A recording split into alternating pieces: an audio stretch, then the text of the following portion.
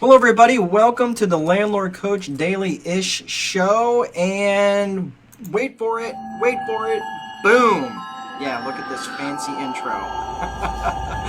Look at me go. Wow. Isn't this impressive? See, I apologize for being a little bit late because I was having some operational error and I was like banging on my keyboard because I was so frustrated with this. I was like blaming the software, and then I realized, oh, it's actually operator error. I think it helps to actually have things plugged in so they actually work.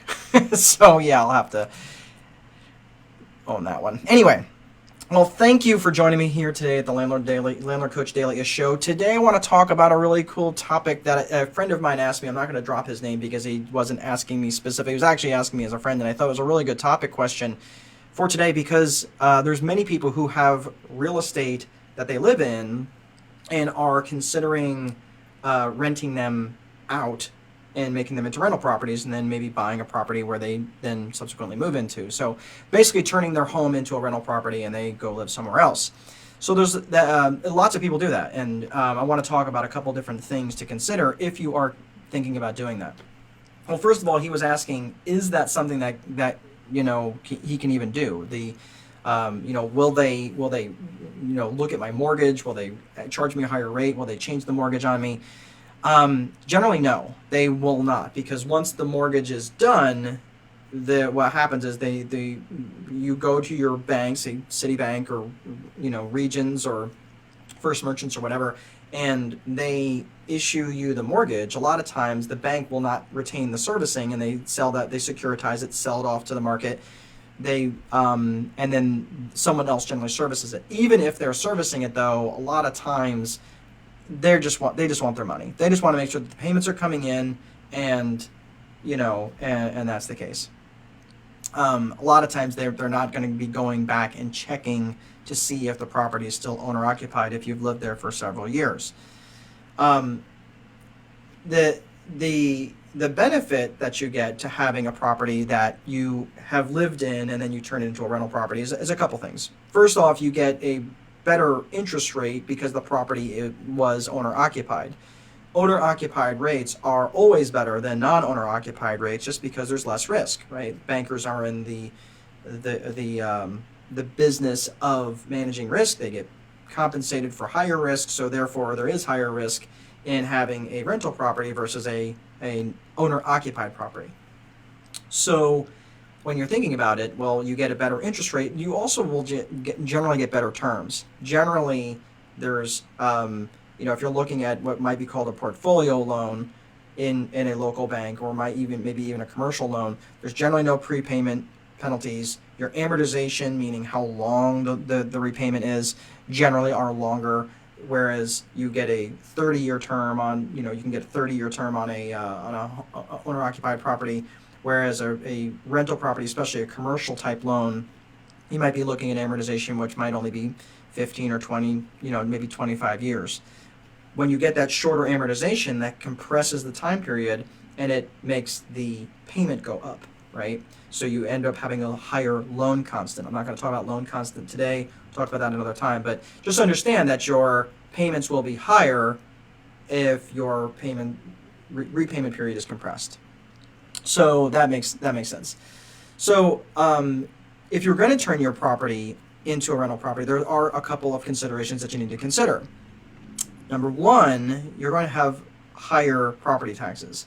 If you are living in a state that has a homestead exemption, you are going to lose that homestead exemption because you can only have one homestead exemption on a property at a time. The homestead exemption is basically, the whole concept of it is to give people a break on their taxes if they're living in a property. Basically they're homesteading there. If you're holding this property as a rental property where you're going to be making money and it becomes an income producing property, you shouldn't have a homestead exemption on there. That's only appropriate. The other thing is that many states will also charge a higher percentage amount against the value of the property, right? So if the property's worth $100,000, where you might only be charged 1% for the value of the property, of the appraised value, you will be charged 2% of the appraised value or higher. It just depends on your state. I know here in Indiana, that's generally how it works. It's tiered. if you have a higher, or it's tiered higher if you have an owner-occupied versus or non-owner-occupied versus an occupied property. The other thing is that your insurance needs to change. So if you normally have a homeowner's insurance policy, you're also going to be looking at getting what's called a landlord's policy or a fire policy. So that policy is only going to be covering the structure, where the homeowner's policy would obviously cover contents and things like that. So that wouldn't be appropriate to have that type of coverage.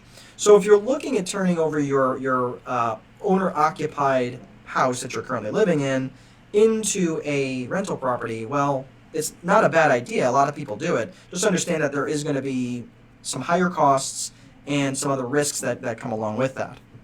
Also, keep in mind, too, is there's going to be things that are going to be that you're going to have to take care of that normally you can't ask your residents to do. So here's where I'm going to get a little bit, and this may sound self-serving, but it really is. I want to make sure that you are going into this with the right idea and right framework in mind and mindset in mind, is to go into this with a business outlook. I would really suggest that you read the Time Wealthy Investor 2.0, only because, and trust me, if you buy the book, I don't make a ton of money on the books. It's not about that. It's about making sure that you get the information so you can set up this as a business, making sure you're setting up how are you going to be paid? Will you be able to accept credit cards? How do you so you don't have to show up and collect rent and all that other stuff that goes on with that. So there's ways that you can do that, where you can automate this, set it up as a business, so you're not getting phone calls in 2 a.m. on your phone system. If you have a phone system where they're calling you at 2 a.m. and they're calling you on their cell phone, or they're calling you on your cell phone, you can't be mad at them. They're doing what you've trained them to do. So you need to make sure that you're training your residents, your customers, in a way that's not going to be interrupting your life, and that you are creating more time wealth rather than taking away from it. So there's ways to do that, and doing it appropriately. Of course, the book is the Time Wealthy Investor 2.0. If you are interested in just reading the book, or you prefer to kind of go more self-direct route, there is a course that you can take, which is at landlordcoach.com/members, and you can get some information in there about the course and everything that's involved with that.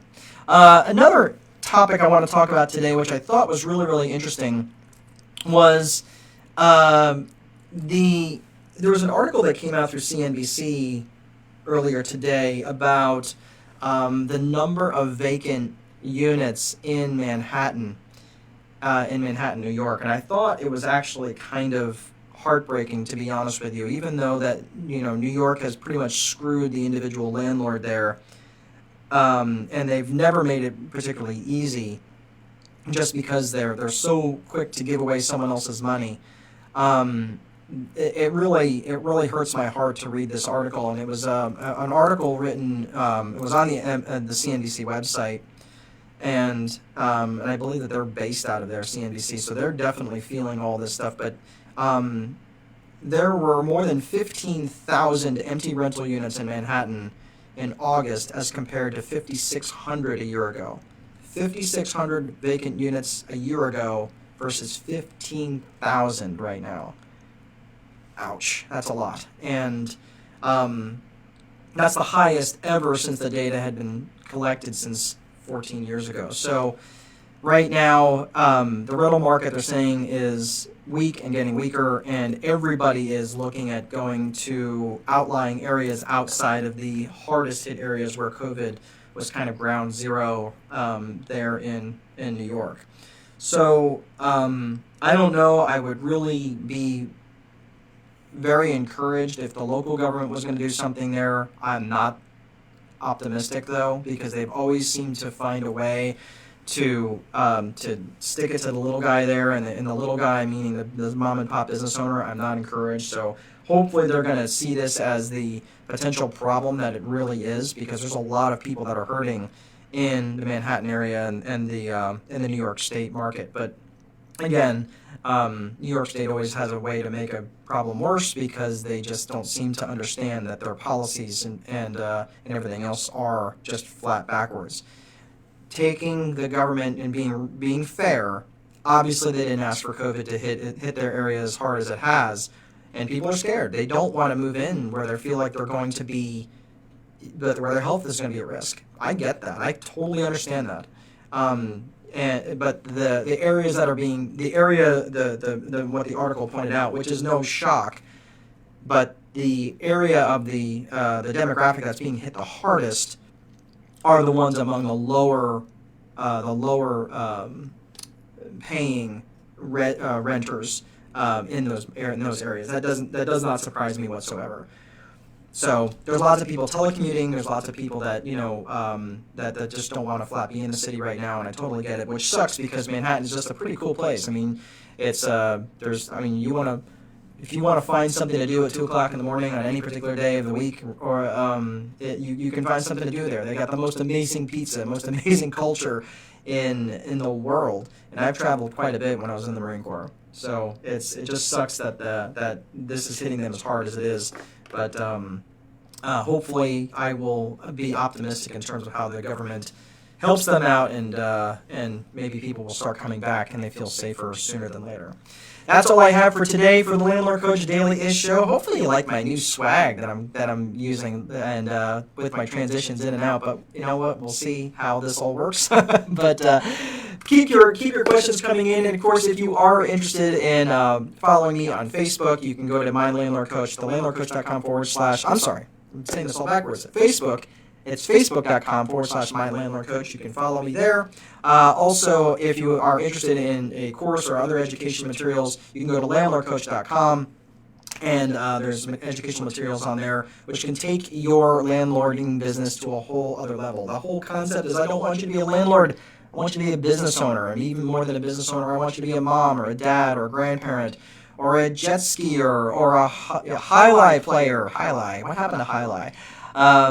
Or whatever it is that you want to do, whatever you want to be defined in your life, that is what I want you to be. I don't want you to be a landlord. I want you to be other things, and basically using your real estate business to create white space on your calendar. So I'm going to sign off. Please remember, if you don't place a value on your free time, someone else will. But most important, there is no amount of money that will make time irrelevant. Have a great and awesome rest of your day, and I will see you again tomorrow. Take good care.